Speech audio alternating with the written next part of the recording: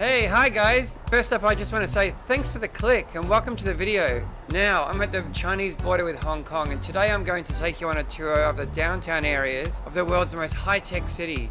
But I'm not just going to go to the places, I'm going to actually run and film it raw as a non-stop point of view video, so you can see step by step exactly what makes this city tick. And as you'll see, I do run into a few issues along the way, but that's all part of the fun. In a nutshell, we're going to run through a super luxurious shopping mall, then an older and crazy old shopping district, and then dive right into the world's biggest electronic super city, before running through some parks, the government building area, and finally up a little mountain to catch a look at everywhere we've been. Oh, and along the way I'll tell you a few Shenzhen ghost stories. So now I'll start my What's Watch in 3, 2, 1.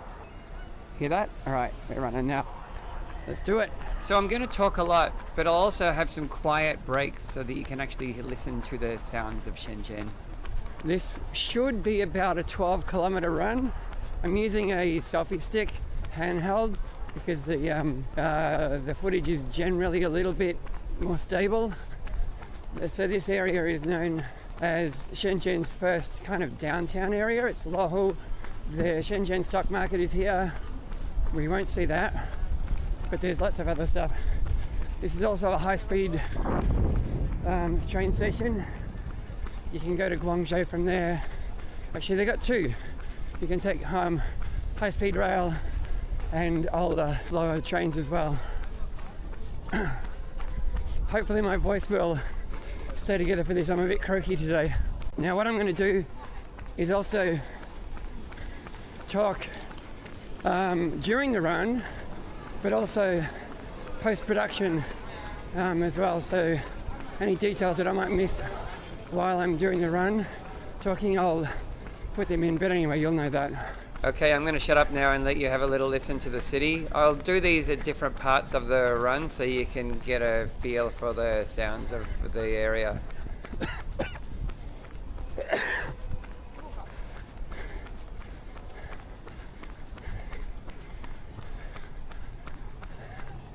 Ticket office, Shangri-La Hotel. This was, I've got a funny story here. When I came to China for the first time in 2012, I did exactly what I'm doing now. I mean, I wasn't running, I just walked. And I didn't know where Shenzhen was. I had no really idea. I didn't know I was in Shenzhen.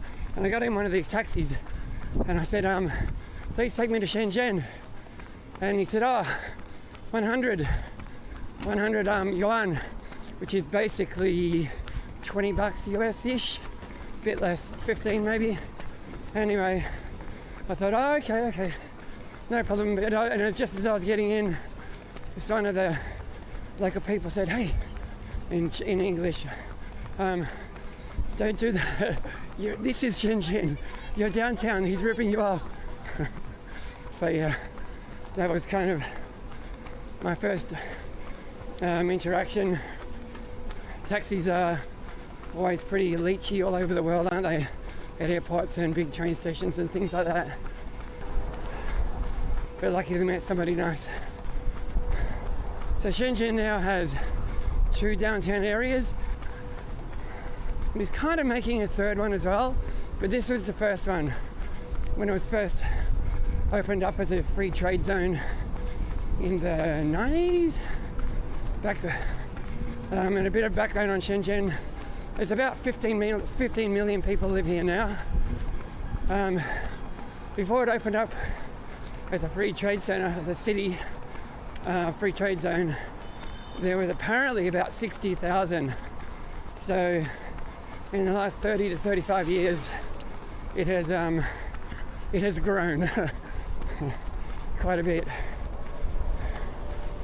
My own apartment, I've got lots of videos from out there, is a sort of an outer suburb called Langang. But yeah, this is downtown today. Okay, now let's start the first ghost story. And I don't know whether these are true, of course, you know, they're urban legends. And yes, there are 13 of them. We'll be counting down from 13 to 1, and number 13 is called The Woman in the Red Qipao. A well-dressed woman is sometimes seen boarding the last train to Fujian Station at 11:50 p.m. Riders who offer her a seat find that she's gone by the next stop, with a wet umbrella left behind. So that's the first one. The rest will be sprinkled through the video until we get to the end. Let me know what you think of them. Do you like them, or are they a bit of a nuisance to you? And Shenzhen is reasonably famous. I mean, it's not as famous as Shanghai or Hong Kong or Beijing as a Chinese city, but it's reasonably famous as being kind of the Silicon Valley city of China. Inside China it's known as that because there's a lot of tech companies that did start up here. BYD's got a major factory here. I don't know whether they started here, but they've certainly got a big part of their business, their electric vehicle business here. All these taxis are BYDs. Now I better just check the map for a second. I'm pretty sure I want to turn. Oh yeah, I know where I am. Yeah, I'm going to turn. I don't need to check the map. I've been here plenty of times. I went too far actually. So, but it's hard to get across before now anyway because that's the main railway line that I just went under.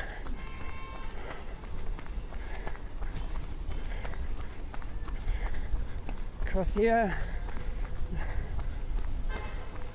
Can I sneak across? Not really, it's pretty busy here. All the buses here are electric.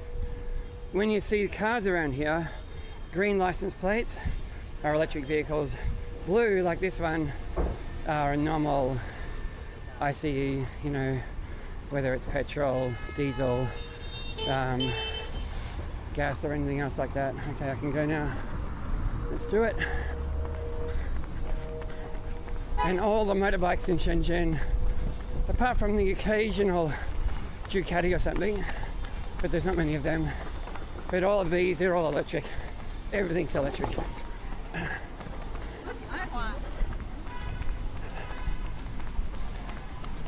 And I'm now on the main street basically of Shenzhen. This is called Shenzhen Avenue. This kind of goes through all the major districts of the sort of downtown area. It's a very long road. The Shenzhen Marathon and half marathon, I think. I've never done it, I should. I think a lot of that is actually on this road as well.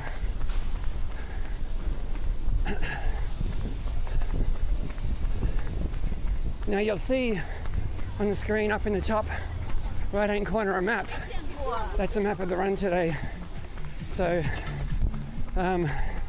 you know where we are. I'm gonna, anyway, you'll know.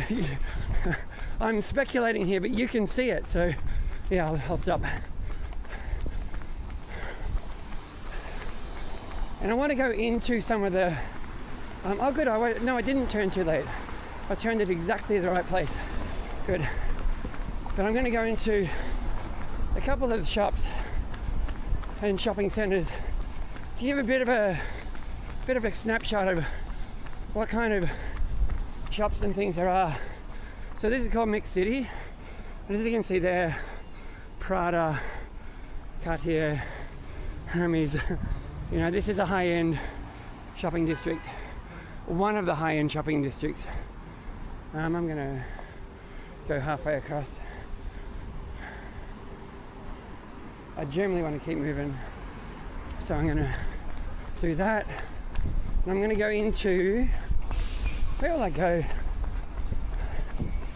I might go into here and then go over that bridge and then come out the other side just to give you a quick snapshot of what it's like inside a sort of one of the higher end Shenzhen shopping centers, which is pretty typical of these department shopping centers anywhere in China in major cities. So I go up here. My GPS and my map and everything's probably going to get confused and do all sorts of weird things, but anyway, it's okay. Before I go that way, because I will go that way. Oh no, I can't go through there. Okay. Alright, I'll just do this one. And yes, I'll run. Hope I don't get arrested. Actually, I know I won't. that most of the security guards will do and the cops will say, "Oi?" Or they'll give you a thumbs up and say, "Very good, very good."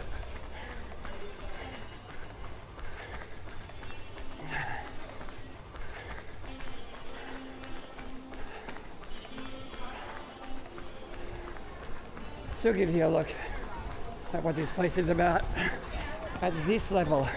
But don't worry, I'm not gonna spend a huge amount of time in these luxury places. I'm gonna go into the opposite of this as well.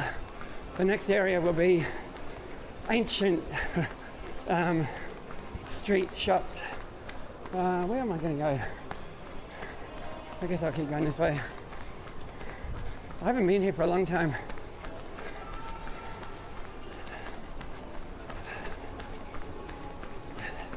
And that's much more what you'd traditionally see as being a kind of a Chinese shopping center. Qingrangisha. Thank you. Qingrangisha. Thank you. It's okay. All right, outside again. What I said then in Chinese was very politely, would you mind just moving a tiny little bit out of the way? Okay, outside. Past Gucci. Going. So the road that I was on before wasn't Shenzhen Avenue, the big one, like I said. But we will see it on this. Whoop, and I got hit by a delivery bike. I don't want to go this way. I might. Yeah, I'll bluff my way through here. I know I can get through here one way or another.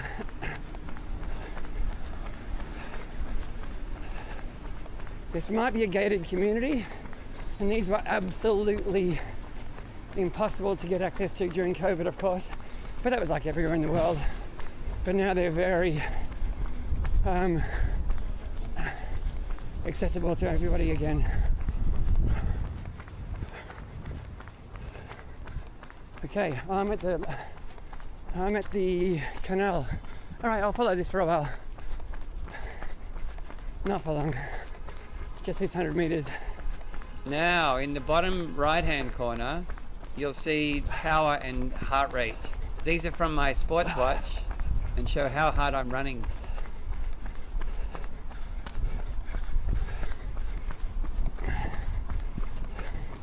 So I'm going to say a few personal stories too, because this is personal to me.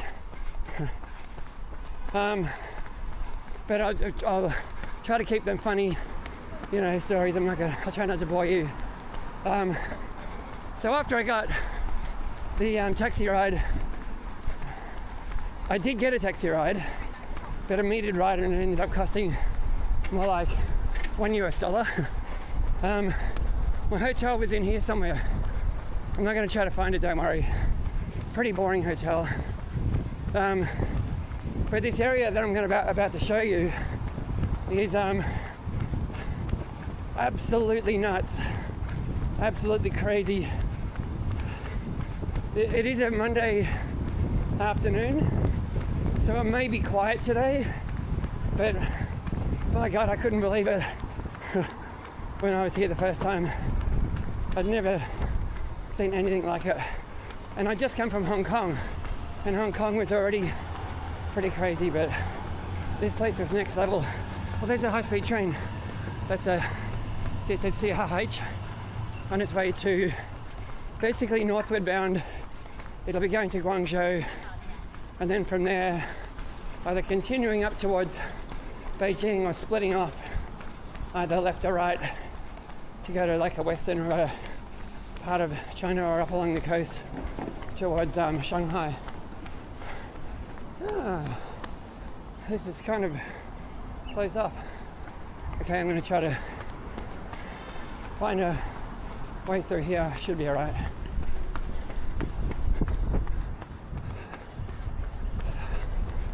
I think this has got a H&M and a Uniqlo store in here. So it's a lower level shopping centre. There's no Chanel.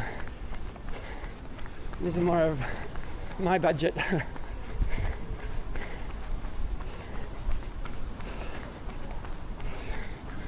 convenience store. You can buy a beer for about $1 and just walk out and drink it. No one will say anything. But I'm not going to right now, of course, because I'm running. What's my speed, by the way? Huh? Is that right? Surely not.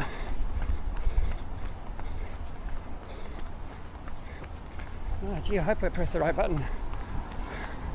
Anyway, I'm recording something. Oh no! Actually, I took the wrong way. I've got to go over that. I've got to go over this bridge. That roadwork kind of threw me. Can I get over here? Even though I've lived here for 10 years, I still get lost in Shenzhen, as you can see. Right, I'm going to try to go up and over.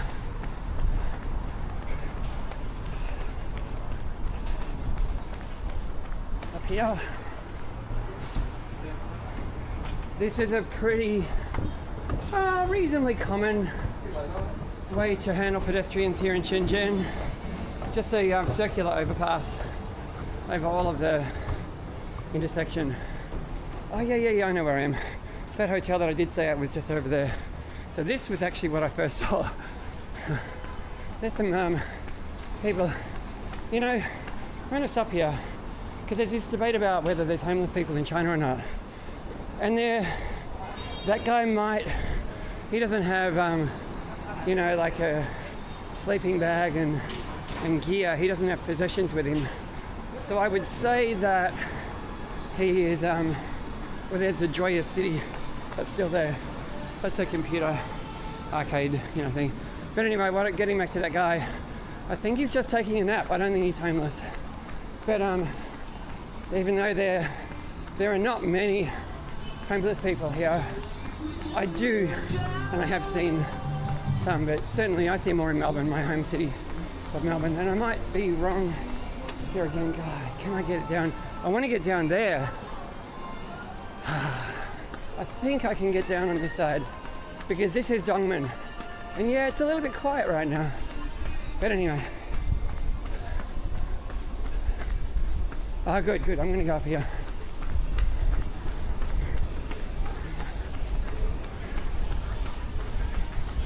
Because this is like the cheap fashion capital, and it's changed a little bit. There's more brand name shops here now, but it used to be like knockoff city. Everything was just, you know, copied Nikes and copied everything for crazy cheap prices. Yeah, like I said, it has changed a little bit. Now I want to go down. I'm in some sort of a food court. Okay. That's all right. Hopefully, no, I can't get through. I'm not having much luck yet. Can I get through here? Excuse me. All right, running again. There's gotta be a way out on the left-hand side. But they're doing renovations, as you can see. So, oh, here I go. Down here. I'm hungry, I can smell all the food. If you could smell it through your computer, you would be hungry too. It's a very nice smell. All right, so now, these are some of the clothing shops. Not as many, actually there's more sort of beauty nail shops in this part. But anyway, I'll go outside.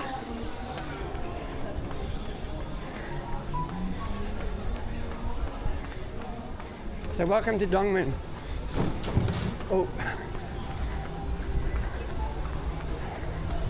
and I think one of the first McDonald's to open in China in the early 90s, or maybe even the late 80s, was here. And I'll go past it. It's still there. It's a pretty cool one. It's like a 3-story.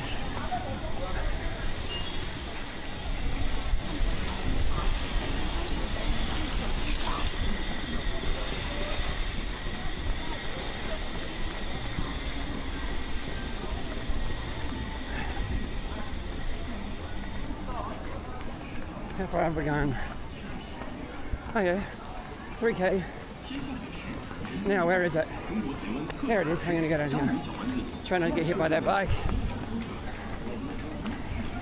Okay. So yeah, it's pretty busy. It's nowhere near as busy as it will be, you know, after work. And at night, it's like really hard to find places to walk almost. Oh wait, I'll just go through one of the clothing areas. I mean, this is kind of like if you've ever been to Ho Chi Minh City in Vietnam, and you would have gone to, what is it, Dongmen Market? I mean, it's pretty similar to that, really. So yeah, but it goes for not a dead end. Anyway, I'll find my way through here. Should I run?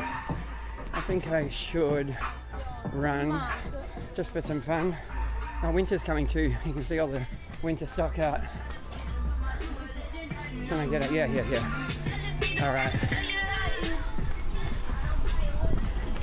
Okay. So now, back this way. I'm not going to go into the McDonald's because it's just a McDonald's, you know. But it looks cool. It's a nice looking building. Can you see that? I'm going to just stop. Oh, twisted.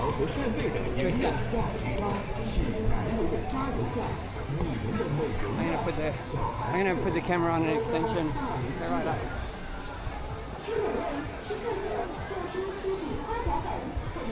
Okay, but it's time to go. So that is Dongmen. Dongmen checked off. Laojia is another name for it. Laojia means ancient street, which is what Dongmen is all about. Actually, I'll just show some street food. These guys dance while they're serving the night. Ni hao. Hello. Hello. Ni hao.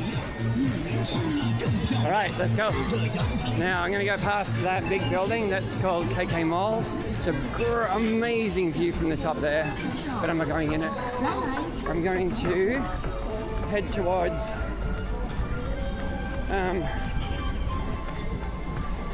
Huaqiangbei, the world's biggest electronics market. Like it's a, you know, all major cities will have a CBD. This place is a CBD of just electronics shops. Everything from high-end to absolute trash. So you got to be a bit buyer beware. But you can also get some great things, and like if you need to get things fixed, they'll fix while you wait. I've got a Samsung, pretty old Samsung S10e. It's good for running, it's nice and small. And if I break it, like crack a screen or something, they'll fix it for like, what is it, usually in US dollars, but like $5. Okay, I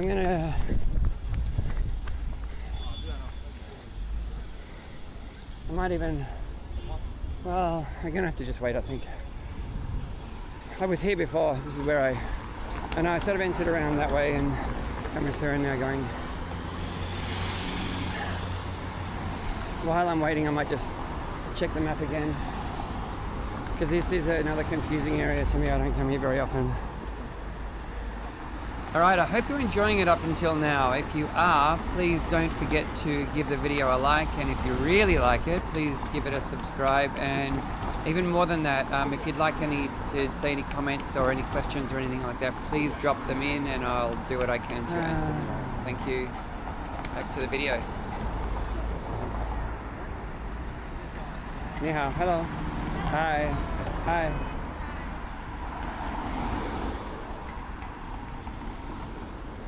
Hungry. Okay, I'm gonna sneak. Oh no, there's a cop there, I better not. Just in case. Okay, before we leave this area, I'd like to say Dongmen's shopping district is built on layers of history, literally. Beneath the streets, archaeologists found remnants of a 600-year-old Ming Dynasty market. The original stone pathways still exist under the modern mall foundations preserved during its redevelopment. Some vendors today unknowingly sell clothes on the same spots where silk traders haggled centuries ago. The government even left one excavated section visible. You can see it next to the McDonald's on Jifang Road. There's a glass door floor where you can see the ancient cobblestones below. Okay, running again. But I messed up my speed on my GPS, of course. But anyway, it doesn't matter. Actually, my legs are a bit sore today. I did a 16k run yesterday as well, which is okay, but I've just got over being sick, so I haven't been doing a lot of running the last few weeks. So yeah, I'm feeling it a little bit. I've got a small mountain to climb at the end of all of this. So up in the top left-hand corner of the screen is where you can see the run duration and distance to obviously help you know how far we've gone and how long it's taken. And right across the bottom is the elevation. You'll notice the white dot, and that's us, and that the run is actually really flat except for that hill right at the end. I think I'll turn right. It's a bit of a nitty-gritty area. I'll risk getting lost.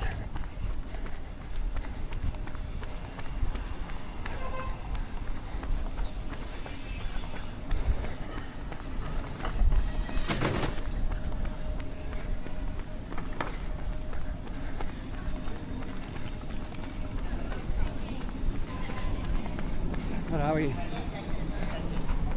4K, okay. So if my calculations are correct, we're a third of the way in now.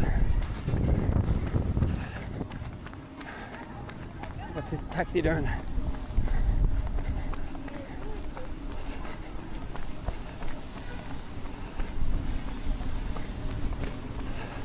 One thing that China's really bad at is sharing footpaths like this, sharing sidewalks. You can see there's a bike lane here and then a walking lane here, complete with blind paving to help blind people. So the government's done the right thing with this, all right, except for one thing: there's no education of where people should be. So because of that, see, there's bikes all over the walking part, and then there'll be people walking all over the bike part, and the people go where the bikes should be because there's bikes where the people should be, and vice versa. And it seems to be something there's a cop even doing it.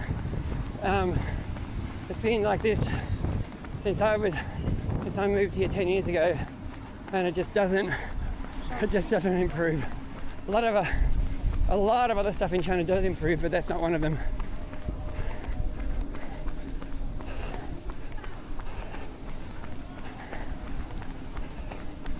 Family Mart, electric bike shops,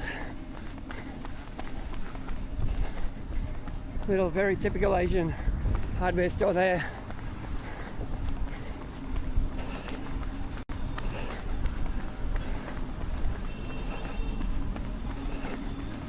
But since the other CBDs, because officially right now, this area Luohu is still the CBD of the stock market and some other things like that. The sort of the commercial and stock market CBD still. But the next CBD area that was built, it's called Fujian, and we're going to go there. And that's the basically the government administration area. The Civic Center is there, and so there's a lot of reason why that's a equally important center of the city as Luohu. And there's another one getting built quite a distance from here on the coast, because both of these sort of city areas aren't connected to any water really. So even though Shenzhen is very coastal, they're kind of hidden behind the Hong Kong border. These two essential areas. But the third one getting built is more geared towards, I think, sort of free trade, again, trying to do new business opportunities, and that is being built right on waterfront area. That's got Beihai. We won't go there today. If you're interested in seeing it, let me know. I'm very happy to do another run there. I will anyway, I guess. It's a pretty cool area with a very different vibe than here.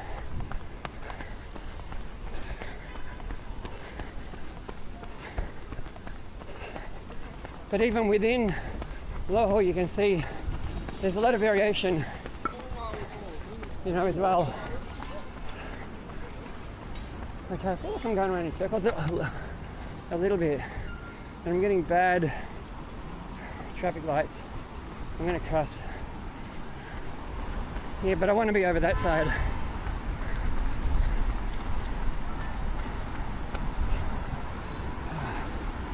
Yeah, traffic's bad here. Okay, waiting again. Where I like to run when I'm actually doing running training is nowhere like this. I'm gonna, no, then they're going. Actually, I'm gonna sneak. I'm gonna keep moving.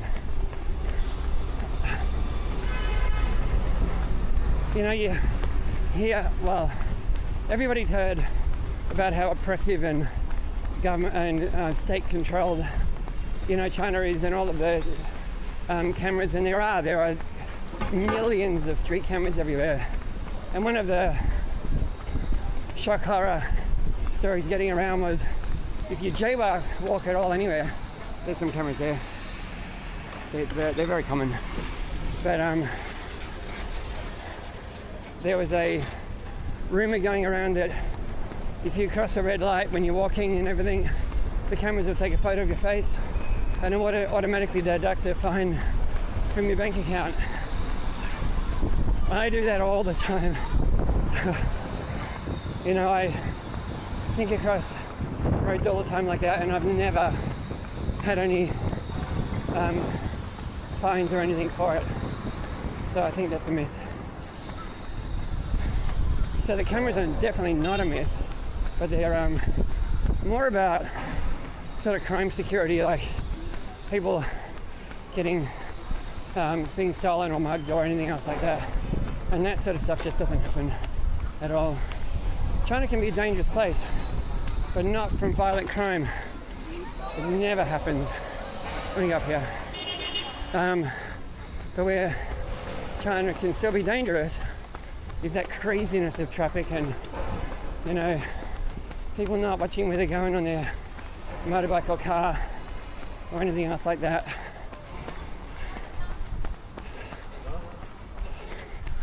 These are school security guards. They're not military.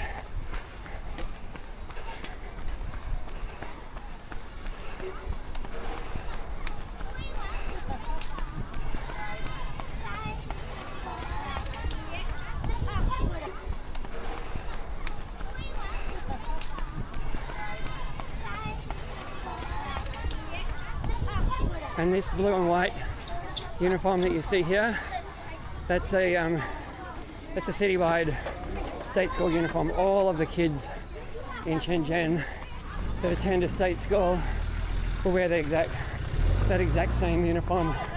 It's not, if you see kids in any other uniform, they'll be going to a private school. Okay. How's the map looking? Am I going around in circles? I don't think I am, but I also wouldn't be surprised if I'm wasting some distance or adding distance to it from not being very, you know, efficient. But I wanted to go into these sort of confusing, dirty areas anyway, because they're a bit more fun than just going down the main road, which is kind of sterile. But having said that, I hope I'm heading in the right general direction and not going, you know, the opposite way that I need to be. Now we're finally back to the ghost stories again. This one's number 12, and this one is called The Echoing Whistle. So near Shenzhen Bay's deserted freight tracks, the train, security guards sometimes hear a steam whistle from the 1980s, although no such train exists anymore. The sound always stops when they turn on their flashlights on and go to investigate. Ooh.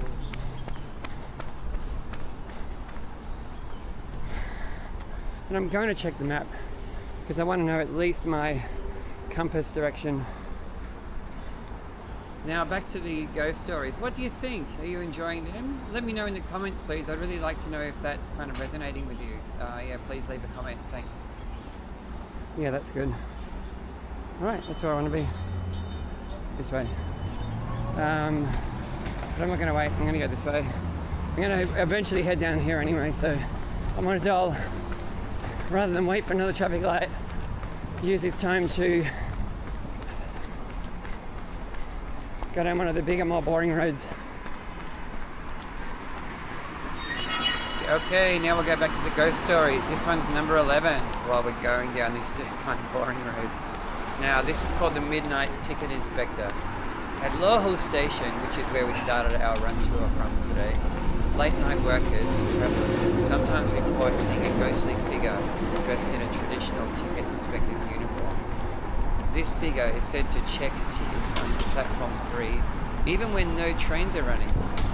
Sightings often occur during the quiet hours when the station is mostly empty. When approached, it vanishes near the 911 tunnel entrance, which is one of the oldest in Shenzhen. Ooh. Wow, I got a bit of a shiver while I was reading that one out.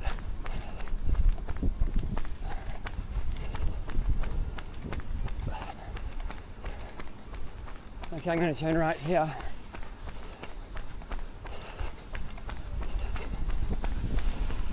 If I make the lights, that is. Yep. And I'm almost halfway if it's a 12k run. But I wouldn't be surprised if it's a bit more.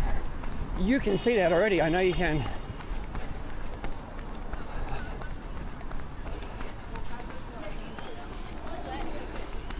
Another metro subway station. There are, how many metro lines here now? I honestly don't know. I really don't know. I live on line 10, but I know there's, I think there's at least 15 and more getting built all the time. So yeah, there are a lot of them. And they're cheap. From my outer suburb metro station, which is about 300 or 400 meters from my house, it cost about a US dollar to go from there to downtown.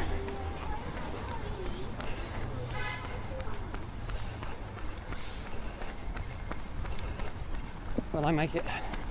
Yes. Through a city park. I like this park, but I'm not going to go into there. I'll go through just the outside of it. Some traditional sculpture-y things. This park runs north-south from the mountains to the north. There's a lot of mountains in Shenzhen to the coastline and Hong Kong border. But I don't want to go north-south. I'm going east-west right now.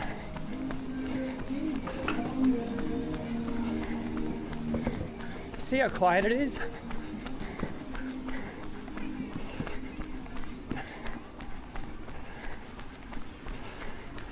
If you can hear my feet hitting the ground, it means two things. I'm a heavy runner, I'm slapping the ground, but also it's pretty quiet. And you can really notice the petrol cars, because they are significantly louder than anything else.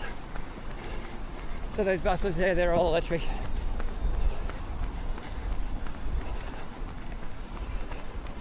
I might even need a drink.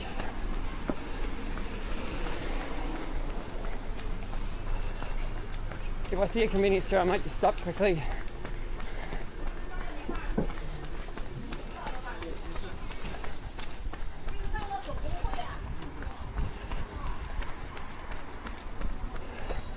There's some noodles. Once again, Joe, that's an Islamic noodles place. I just read the title of it. There's a lot of them here. They're called Lanzhou Lamian, and they're very popular with everybody because they're very tasty. They can be spicy, but not very spicy. Not like Chongqing style spice. And it's got this kind of like this Islamic kind of seasoning. They're just good and they're cheap. Okay, now Shenzhen ghost story number 10. We're up to 10, and this one is called the Phantom Vendor. At Dongmen Station, which we also ran through today, that busy shopping area where the McDonald's was, there's a haunting legend about an old man who used to sell Maoludo, which is the Chinese name for street peanuts. Locals say that on rainy nights, you can still hear his voice calling out prices, echoing through the market. It's said he was a fixture of the community in the 1990s, known for being a really nice, friendly guy. But here's the twist. When you go looking for him, all that's left is an empty wall where his stall used to be. Pretty eerie. Okay, let's get back to the run. But I want to turn left again, because when I go to the electronics market, I want to enter from the south, because it's the main gate in, and it's it'd be a bit of a shame to go there and just like take the back door, because the main entrance is pretty cool. I mean, it's not amazing, but it's better than just, you know, the incognito, you know, kind of tradesman's entrance.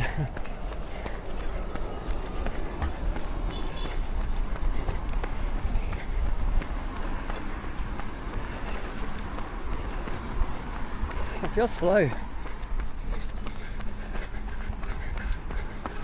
But 5 kilometers an hour. I mean, not 5 kilometers an hour. 5 minutes per kilometer. So 12 kilometers an hour. It's okay.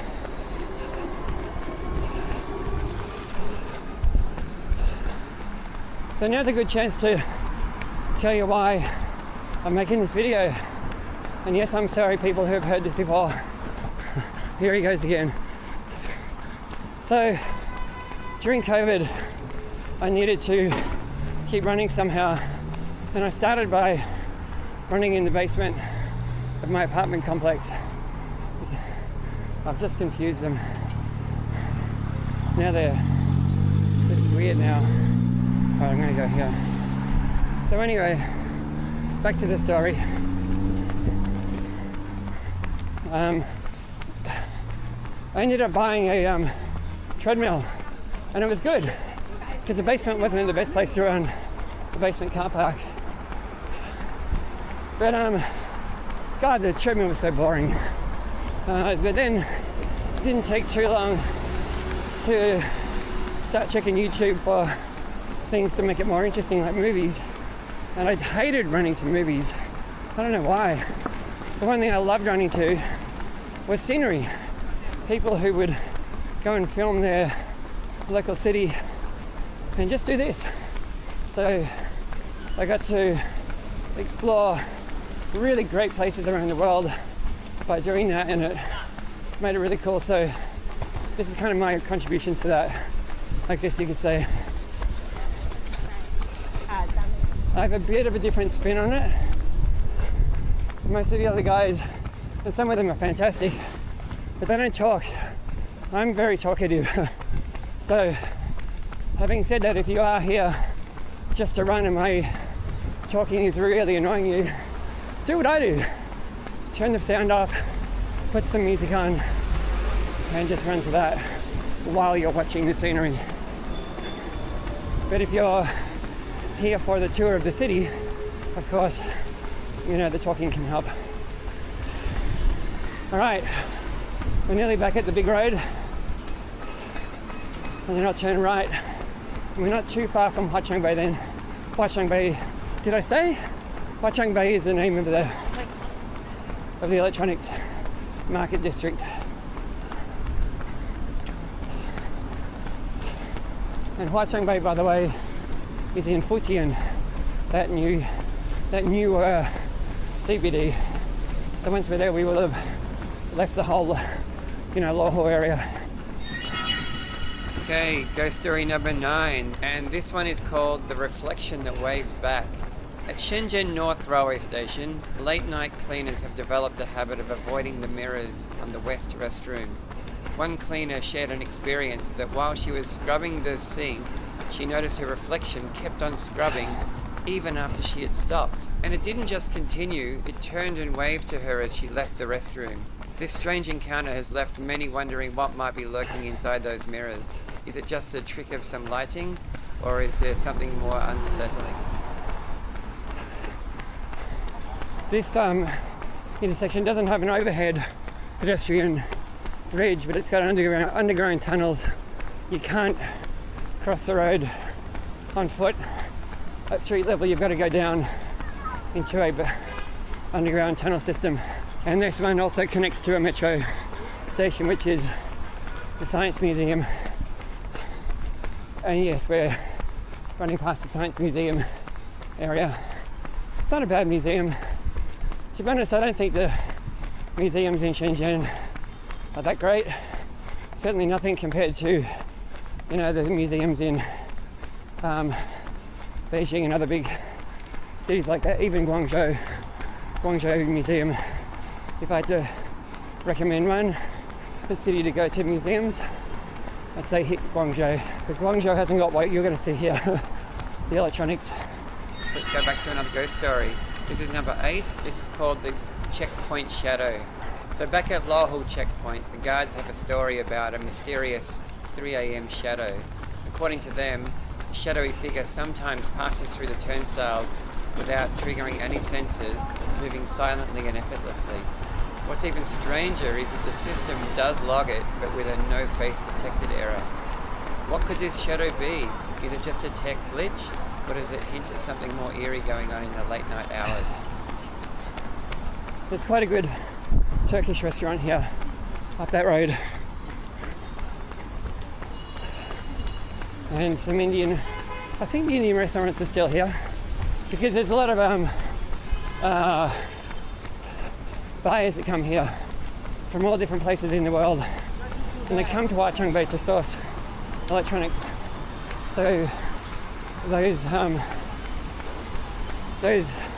international business people, like to eat food from their own countries as well.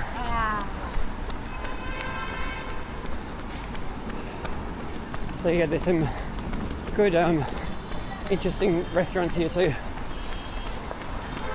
Alright, I'm gonna get a drink. We're basically there, it's just there. But I'm gonna get a drink first. What do I get? I might get this. Now, check out.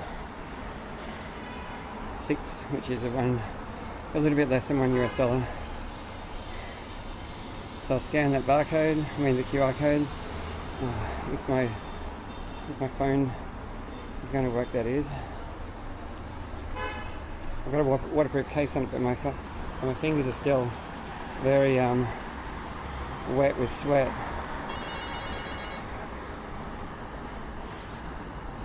Alright, now I've got to scan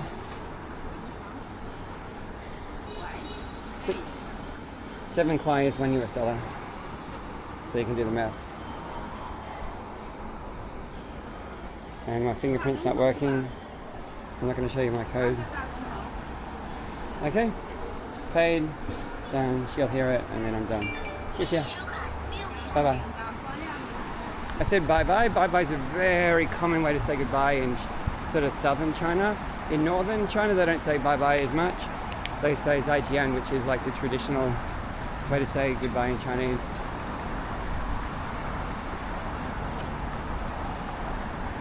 I'm gonna walk while I drink. In fact, I might as well wait until I'm in the in Huaqiangbei to do that, mightn't I? Because then I can't run in there anyway, it's too busy. So then I can be drinking while I'm doing that. I might even show my face at the entrance here. I should have done that at the start, shouldn't I? Oh well. I'm still learning to do these video things.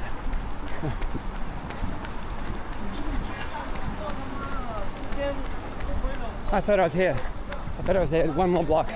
Okay, now just before we get to Huaqiangbei, here's ghost story number 7, the train that was not there.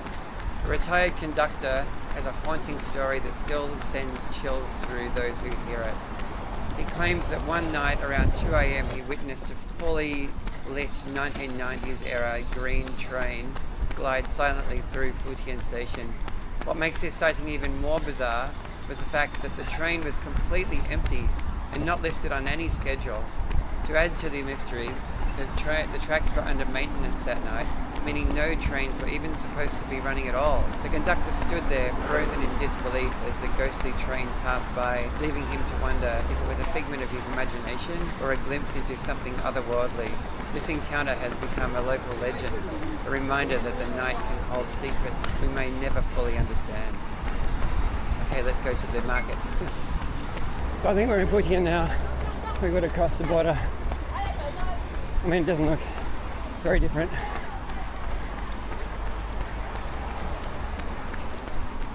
Oh, the G Hotel. Okay. I've stayed in them in other cities. Not bad. Okay. This is the entrance of it here. Oh. Let's go up there. That's one of the office blocks. So there's some really tall buildings here.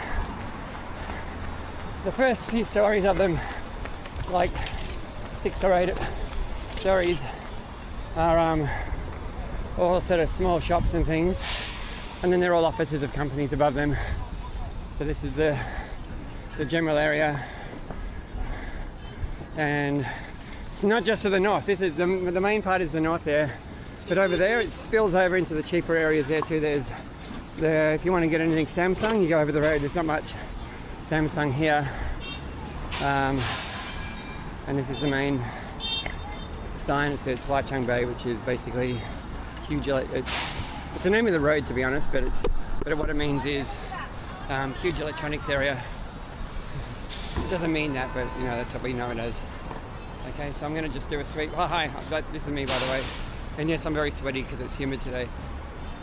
Okay, let's go in, go back to this, and I'm going to head into the SEG building, MixC Market, just as a representative look in. I'm not going to go through everything. You know, literally you'd be here for a week if you tried to see everything. Okay, so don't expect too much, except a glimpse of what these places are like.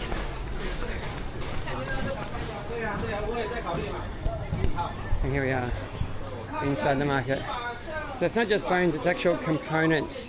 See all this? This is for making electronics, not just selling finished things. It's either for batteries and all kinds of things like that. So if you want to make your own electronics, you come here, because they're suppliers of everything for all over the world. So you can see crimps and things like that, and there are thousands and thousands of shops selling everything from screws to cables to fans to chips, all kinds of high quality and trash quality and everything in between. And it just goes more and more and more. We're on the ground floor, and there's the general buildings. Like this is known a little bit as the computer one, laptops and things. As we go up, I'm going to go up one level up the top, and then there'll be another building that's all about phones, and another one that's all about LED lights, and another one that's all about whatever, you know, batteries, and another one that's all about, you know, anything you can think of that's electronics related. Where is the And my my camera that I'm filming this with is a DJI. Pretty famous now. They're a rival to GoPro. And DJI are from Shenzhen. They're from this city. And so they've got a huge shop here as well. I'm not going to go to it. It's just a big corporate shop. It's pretty cool, but you know. So now this is it. I'm going up here because from here you can actually see up. Hello, hello. No? No. Okay, I'll go out. Okay, thank you. Oh, I'm not allowed to film. Wow. All right. But you can see I'm still filming. He just doesn't want me to continue. That's pretty. Okay. I was wondering whether that would happen. It's okay. I'm not going to argue. All right, so I'm going back outside again. And I'm going to run. So now I'm back at the start. I just went out a side entrance. I'm going to go in another one, don't worry. But before I do that, I'm going to just go up to a lookout so you can see the area. This used to be a road, but they turned it into a walking street, which I think helps a lot. It's much nicer. And they built all of these platforms which double as entrances to the underworld, to metro stations and, you know, underground walking things. Here's some Instagrammers or TikTokers or whatever the platform they're using. Hello. Hello. So you can see, welcome to Huaqiangbei. I'm going to put my face in it again. Hello. So yeah, another small part of Shenzhen. And I'm going to go to the Civic Center now. Bye bye. Bye-bye. Nice girls. Okay.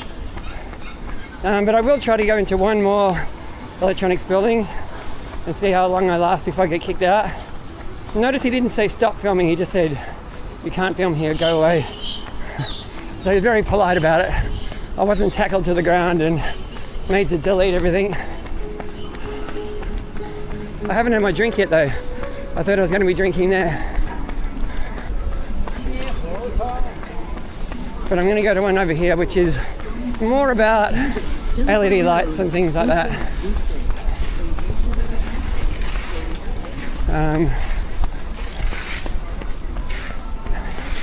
In here.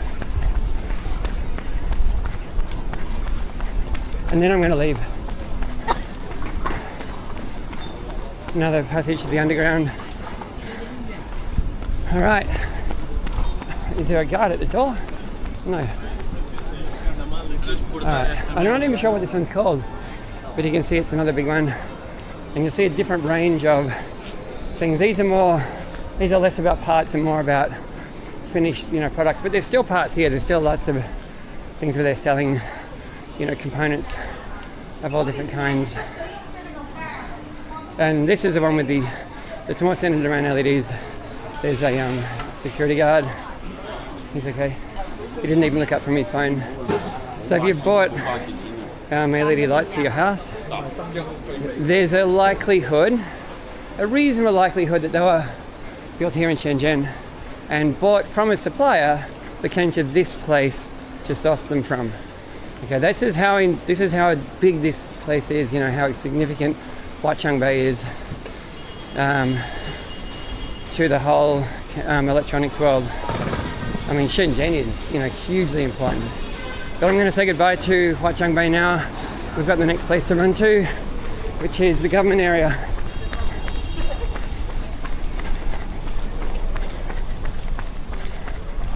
Another huge part of the workforce here is not just sales, it's shipping. There's a massive amount of shipping companies that package up whatever you want to buy and ship them to wherever you want them in the world. So service industries here is, you know, basically as big as the actual manufacturing.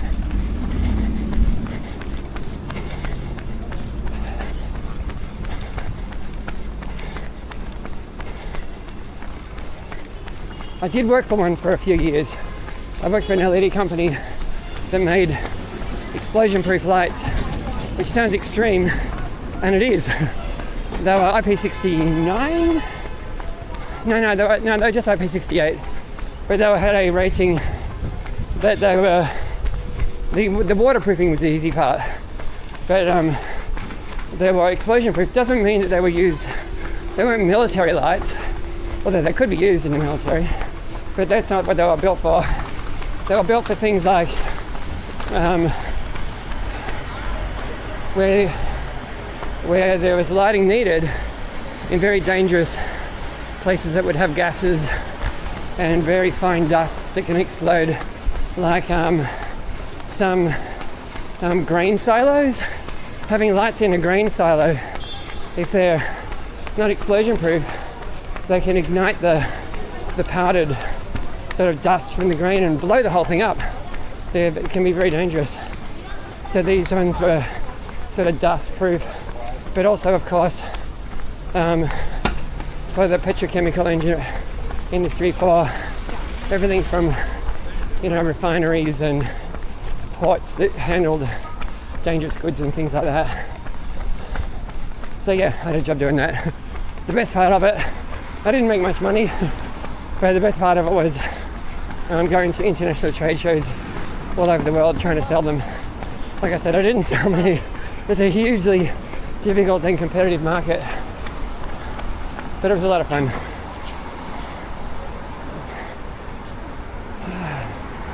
I'm going to run through this park just because I want to, and it's a really nice park. This is actually, I think this is it, City Park. So it's one of the key urban parklands in Shenzhen. Yeah, so I'm waiting, but now I'm going. Okay,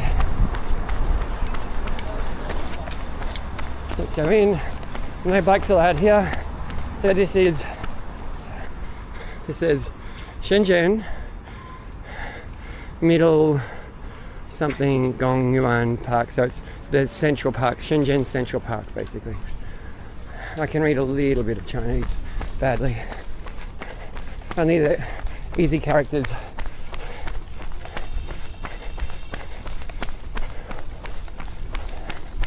So it feels like we're a long way from Laojia and the Hong Kong border now, right? And it is. It's such a diverse city. That's why I love it. And there's just corners that are, you know, there's the mountains in Shenzhen, and I've got videos of them if you want to see. They're like open wilderness. They scare me because it's quite a big snake population because we're subtropical. And there's not just pythons here, there's also venomous snakes, which freak me out. Even though I'm Australian, and I sort of, you know, everything wants to kill you in Australia. But yeah, the snakes here are big black cobra, mambari things. I'm gonna turn right and follow another canal. How far are we? Woo, 10k. Oh, this is definitely going to be longer than 12k. Oh well. Now, while we're in a nice bright park, back to the ghost stories. This is number 6, and it's called The Whispering Trees. So right here in this very park at night, visitors can often hear whispers among the trees. Legends say that these ancient trees hold the secrets of Shenzhen's past, sharing stories of those who once lived here. People claim that if you listen closely, you might catch glimpses of lost memories and forgotten tales. The whispers create an eerie atmosphere, reminding all who visit that the city's history lingers beneath the surface, waiting to be uncovered. I might have to say it's going to be 15. How's the battery going? One of the best things about the DJI. Oh no! Wait, my running glasses just broke one of the arms off it. They're only super cheap. I bought some good ones and I just break them anyway, so I only buy cheap ones. But anyway, yeah, I fixed it already. So what was I saying? I forget.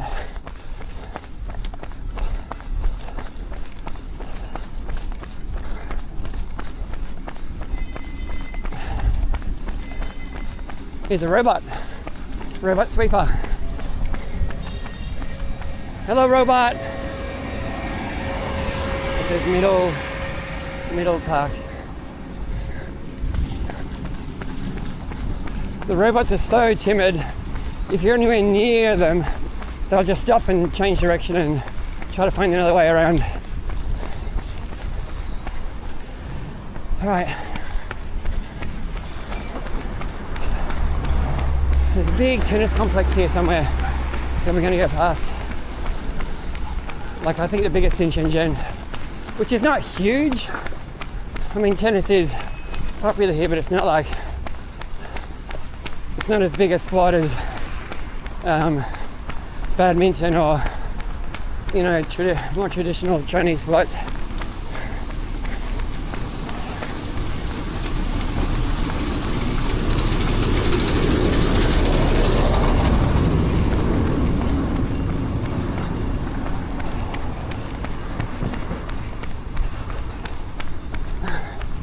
And we're going past on the left-hand side, and that's a hotel. But if you go into there, it's a really cool design center for like startup design companies. Down there, there's the tennis courts. Yes, I see you. Now it's time for Shenzhen Ghost Story number 5. This one is called The Lost Child Announcement. At various stations, at least 5 drivers have reported hearing a haunting 1980s style announcement, Xiao Pengyu Qing Hui Lai, which translates to "Child, please come back." The eerie message echoes through the empty platform, sending shivers down their spines. What's settling is that no records of the original broadcast even exist, leaving many to wonder about its origin. Is it a ghostly plea from the past or a glitch in the system? This mysterious announcement continues to linger in the minds of those who hear it.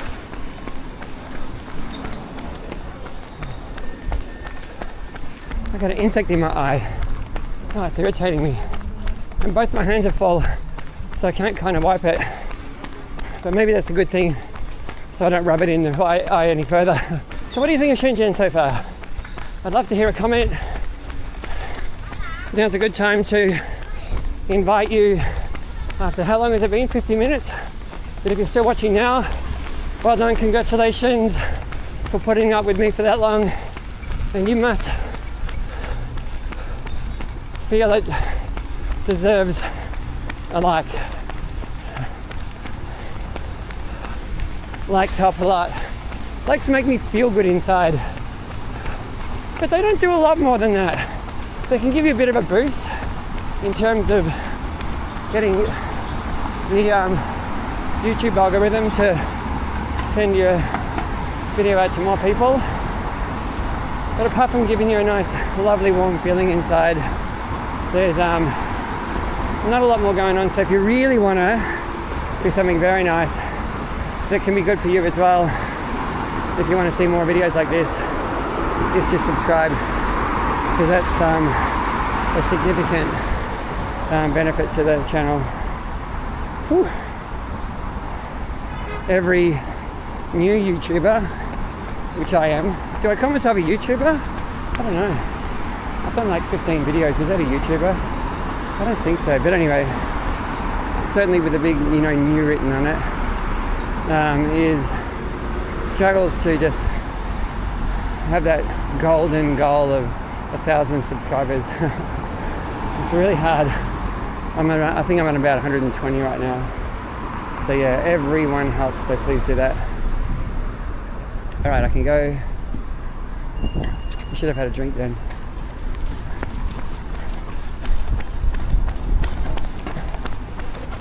But I'm holding the camera in my other hand. You know, like I said before, it's in a selfie stick. Mainly because it bounces a lot if I'm wearing it, the camera, which I'm not happy about. I had an old GoPro 9 and it was far more stable. I'm actually disappointed with the bounce that the DJIs have.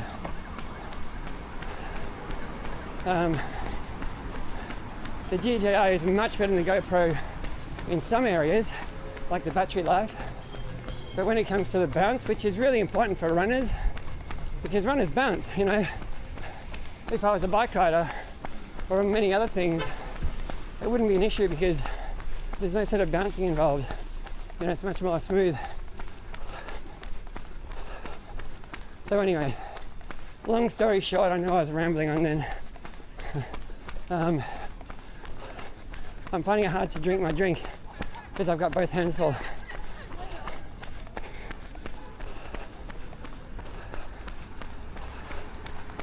Alright, I think I'm near the government area now. Getting closer. And you're just, it's kind of, I don't want to build it up too much because then you go, oh yeah, no, it's not as good as you said. But I think it's pretty wild.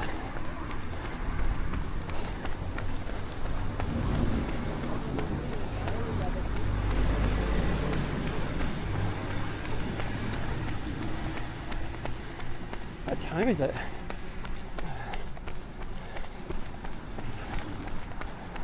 I really can't see time anywhere. You can on the screen. I'll point you out right now with an arrow. But I guess it's about 2:30. I don't know, something like that. Maybe 3. Oh, I'm on the wrong side. Oh, I've got to go left here.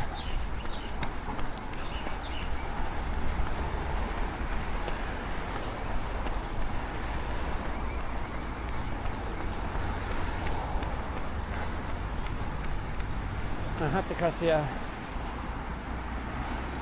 This road kind of goes to another Hong Kong checkpoint. I think it's, I forget. Doesn't matter.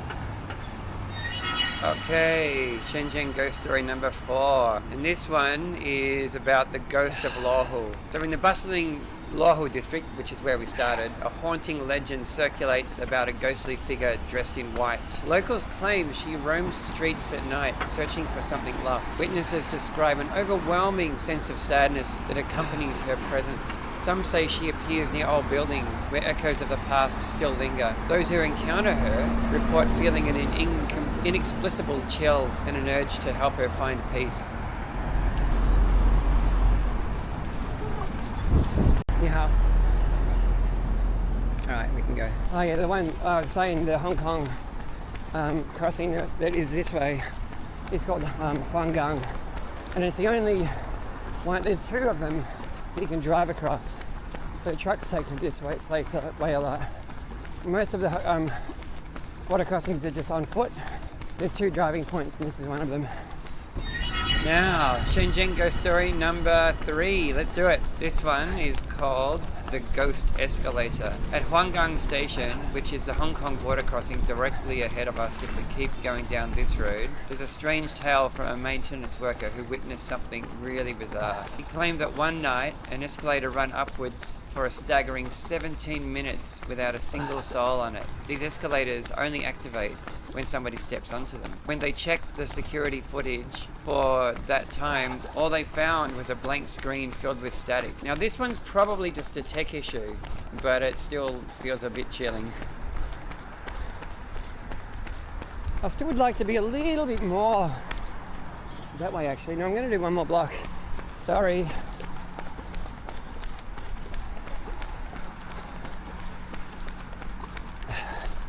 And I'm kind of back to the same road that I was on. I will be of where Huaqiangbei was, the entrance to that. There's a Hilton, one of the Hiltons. There's a Hard Rock Cafe here as well, which I'm survived. That means it's still open because it got hit really hard with COVID.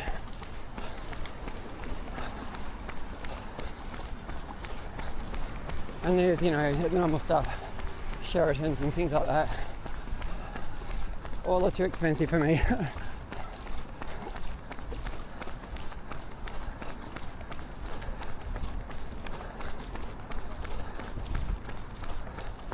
But on that, the average hotel cost here in Shenzhen is about, what would it be?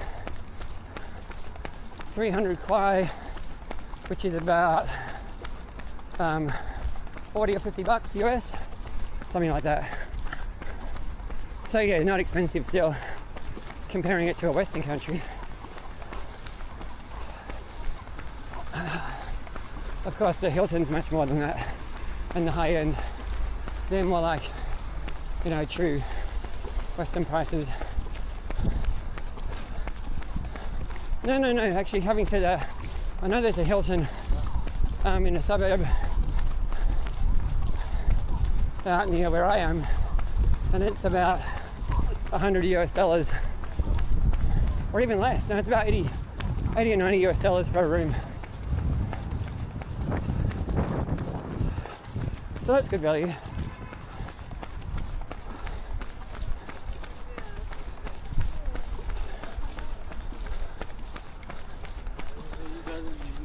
Okay.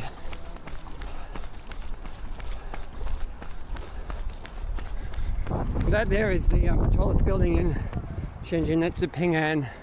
It's a bank building. I think it's the second tallest building in China. Correct me if I'm wrong in the comments, but it's a big one. I think it's like 110 stories, something like that. Certainly no, you know, Burj Khalifa that still doesn't rival that, but nothing does. And that really ugly building there, that super ugly building, that's the Sheraton. It's famous in Shenzhen for being so ugly.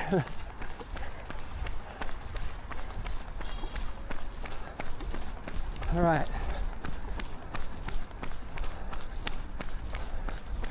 I got to cross over here, under here. Don't know whether you can see the start of it. You can, yeah, I can see a wing of the side of the government building. All the motorbikes with the people in yellow, they're food delivery. Okay, up here. Yes, I'm walking. We're nearly there. Right, this one is called the Forgotten Underground. Beneath Shenzhen, a network of hidden tunnels is rumoured to exist, once used by those escaping the city's chaos. Brave explorers claim to see shadowy figures guarding these dark passages. Locals warn that venturing too deep can lead to disorientation and encounters with secrets best left undisturbed. This legend reminds us that the city's vibrant surface hides mysteries from the past. And underneath where we are right now, there's actually a network of passages because there's lots of train stations and things underneath this park. We go here. These are all access to metro stations and railway station. I think there's a railway station here too, underground. The Fujian railway station.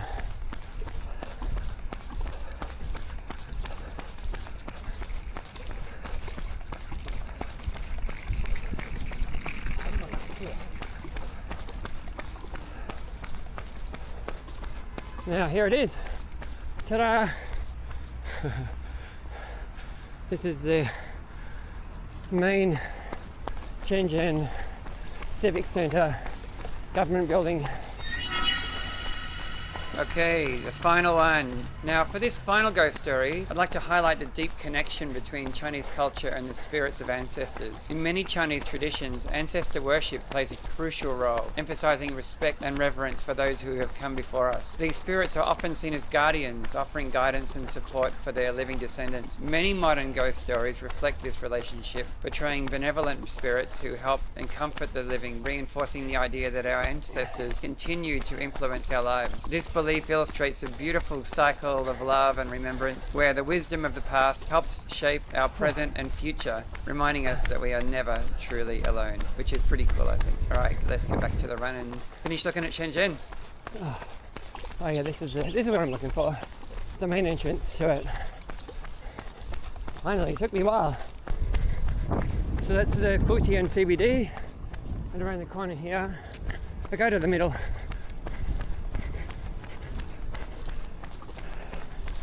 This is Shenzhen Tiananmen Square. No one uses it. I've never seen anything actually happening here. It's just a big empty square.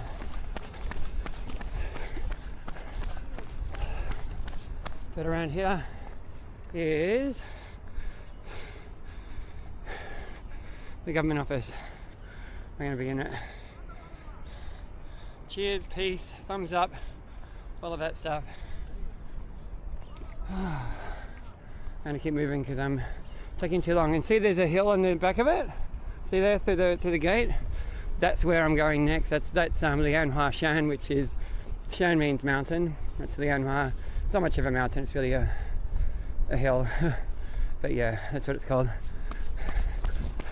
And that'll be the end of this video. And with 13k, wow. Gee, I think it's going to be a 16k video. Anyway.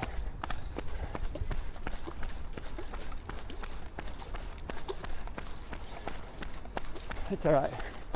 In Beijing, mine, there I accidentally did a 20k run while I was doing, but the battery on the GoPro, because I was using a GoPro then, only lasted for 16k of it until it went from 100% full to dead flat.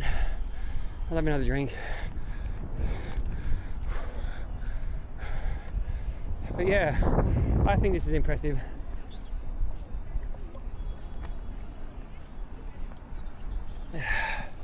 So by the way, the battery of this camera right now, after 13k, is about halfway, maybe 60% still in it. Only used about 40% so far. All right, let's go to the hill. And as you'll see, this government square and everything about it connects directly to this park where the hill is. And on top of the hill, I'll call it a hill, it's really a hill. There's so many much higher mountains in Shenzhen that to call this one a mountain is a bit of a, I don't know, doesn't feel right. That's the Shenzhen Museum, or is it the Art Gallery? One of them. I've been there before. That one through there is the Shenzhen Library. So they're all the sort of the public buildings here.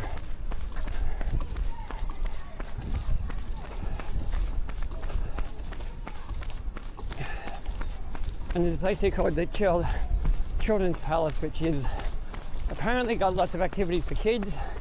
But honestly, I don't know. I guess there is, but I think it's more of a name than a reality.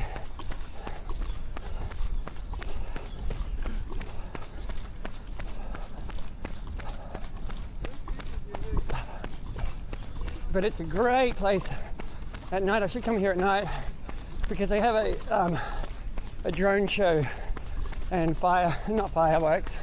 I mean, there's probably fireworks here too, but the main thing in Shenzhen is LED lights.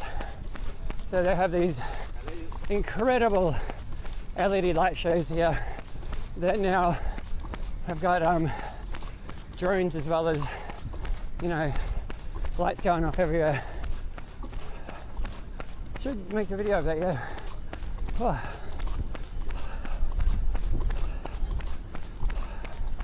I'll do a quick spin so you can see. Today it's a bit cloudy. I was worried it was going to be raining today, but it hasn't been. Pretty good. There's a typhoon in Hong Kong, which is only, I don't know, it's like an hour away. I think maybe it's already passed because we're so close. I'm sure it would be much worse here than if there was a typhoon, you know, so close to there.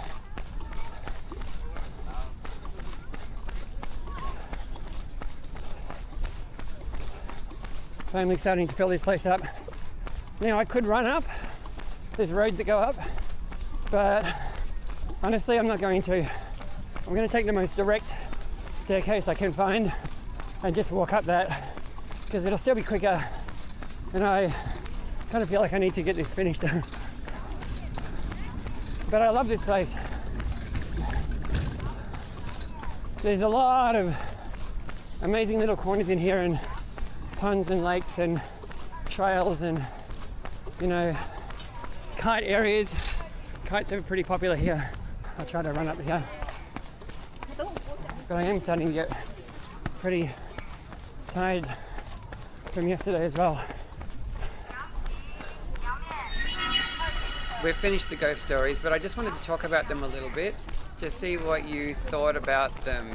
This was an idea I had while I was doing the final editing, because there was a few too many blank gaps and I didn't want to just give you more facts about Shenzhen. I thought I was doing enough of that actually in the dialogue itself. So I thought this might be a reasonably interesting and fun way to look at filling those gaps.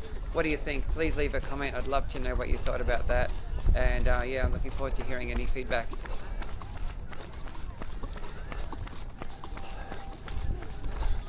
So what do you think of this place?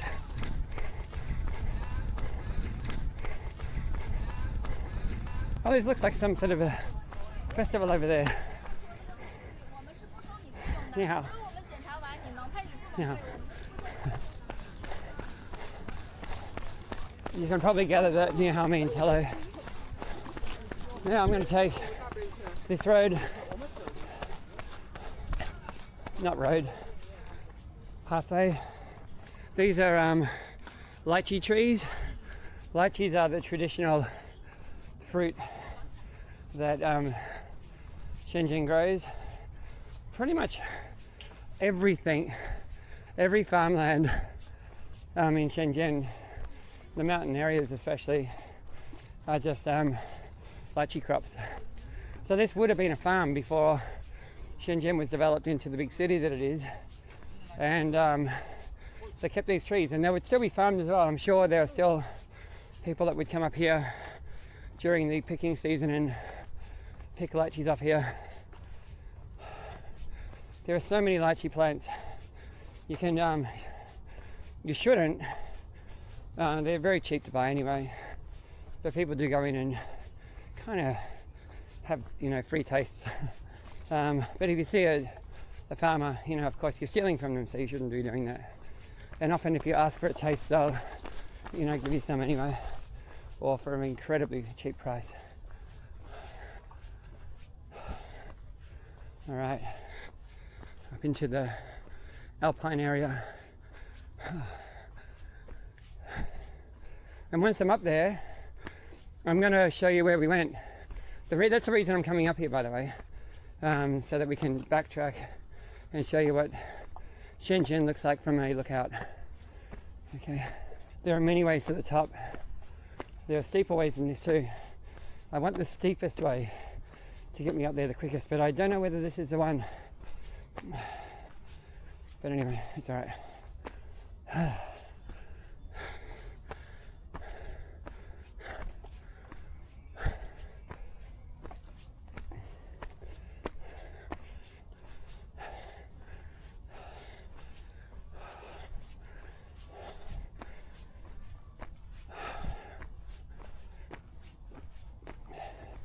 You know, all the videos that I've taken around the world, which isn't many, like I've said, it's like 15 in total.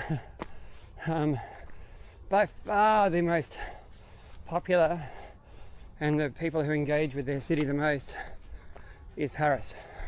Like you cannot compare how much more interest there is in, you know, walk-through, run-throughs of Paris than anywhere else that I've been. Rome was nothing in terms of interest from, you know, Italian people or an international. Same as Naples, same as Beijing, same as Hong Kong. All of those places were like only a couple of hundred or 1,000 or something at the most. Paris, on the other hand, for a very small channel like me, it's like 27,000 as of kind of now, which is a, you know, astronomical number for me. I know it's not a lot compared to a big channel, but for a small channel, it's a lot. And that's a 40-minute video with about 10% of them watching the whole thing. 10% of people, so yeah, it's had almost 3,000 views of the entire video, which I find quite incredible.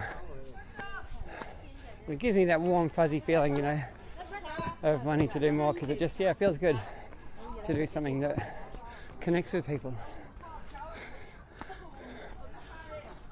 Yeah, actually, this is the right way. This is the steep path.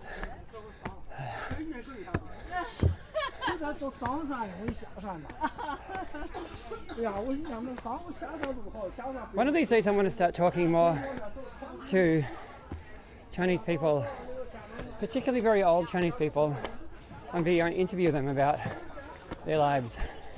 Would that interest you? Ask them questions like, what has been the most amazing things you've seen in your life, or I don't know whether I can ask them, what's been the most terrible thing you've seen in your life? Or I don't know. What do you think? What would be a good question? Another one would be, another question I'd like to ask them is, what would you like to say to the world?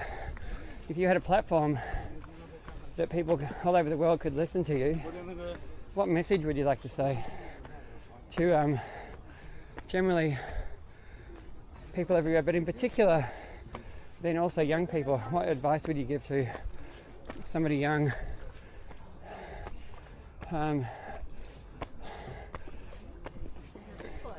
for both just their lives in general, or just something about China as well? Would that interest you? Would that be something you'd want to watch? Let me know, because I'm in sort of 50-50 on doing something like that.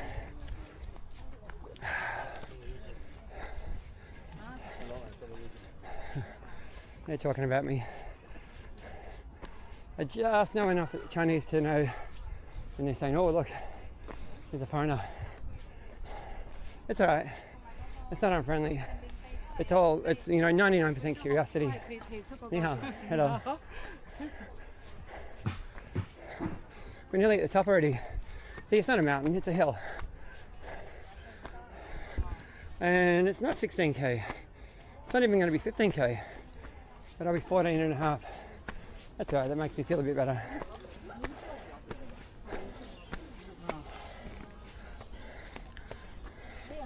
Oops, sorry. I'm sweaty. I touched that woman with my sweaty clothes by accident. And she was like, ugh! Which I don't blame her for. Okay, it's a long way to the top if you want to go to Huaqiangbei. Here's the crowd at the top, and this is the main statue at the top. I'm running again. This guy is not Mao, and it's not Xi Jinping. I don't know his name, but he is the guy that made Shenzhen happen. He's the guy that proposed that Shenzhen should be the city that opens China up to the world. This is the wonder city of China, next to Hong Kong.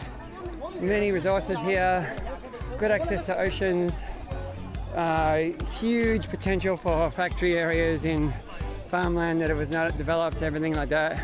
And the government agreed with him, and he's kind of the founder of the modern city. All right.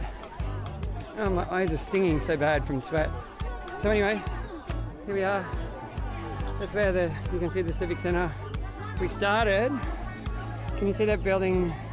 We're pointing to it, right? That's KK Mall. We were about 4 kilometers past that. We've come a long way. And in the haze way over the back, those hills there, that's Hong Kong. That's Hong Kong New Territories. So that's the border. All of the city that you see is Shenzhen. None of this is Hong Kong, but the Hong Kong are the hills behind it. Okay, I'll get myself in. Hello, we made it. Well done.